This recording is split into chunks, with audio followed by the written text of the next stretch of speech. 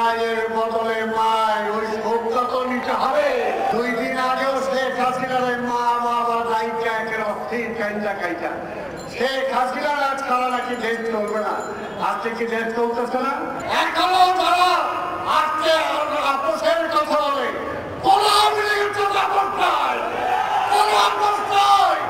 যারা আপোষের কথা বলবে তারা পরিষ্কার কথা বলে রাখবেন, আওয়ামী লীগের সাথে কোনো আপোষ নাই। আওয়ামী লীগের নেতা কর্মীদেরকে যেখানে পারবেন 2-4টা দিবেন, তারপরে পুলিশের হাতে খবর করবেন। পরিষ্কার কথা 2-4টা খাইতেই হবে, খাওয়ার পরে পুলিশে দেবেন, একেবারে মাইরা ফেলেন না।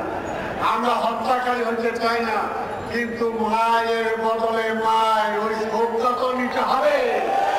এই ছাত্রদল যেভাবে ছাত্রদলের উপর অত্যাচার করা হয়েছে, যুবদলের উপর অত্যাচার করা হয়েছে, স্বেচ্ছাসেবক দল সহ কৃষক দল সব শ্রমিক দল সবার উপর অত্যাচার করেছেন, বিএনপি সহ।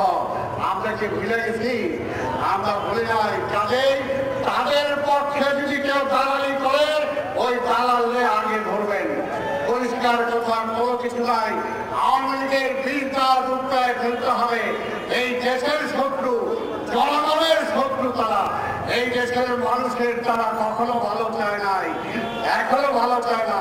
তবে আমরা চাই আজকে যে তত্ত্বাবধায়ক সরকার আছে, এই তত্ত্বাবধায়ক সরকারকে আমরা সহযোগিতা করছি, আমরা সহযোগিতা করবো। ষড়যন্ত্র করতেছে আওয়ামী লীগ, কাজে আওয়ামী লীগকে অনতি বিলম্বে আইনের আওতায় আনতে হবে।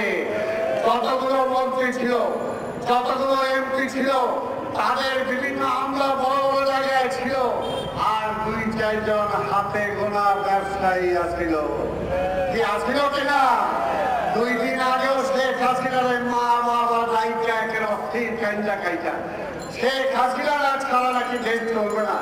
আজকে কি দেশ চলতেছে না? তাই বলতে চাই, এরা আমাদের বিএনপি করে যদি কেউ কোথাও ব্যবসা করছে, সেই ব্যবসাও করতে দেয় নাই। তাই আওয়ামী লীগের নেতা যারা চিহ্নিত, তাদেরকে অবশ্যই আইনের আওতায় আনতে হবে। এটা পরিষ্কার কথা।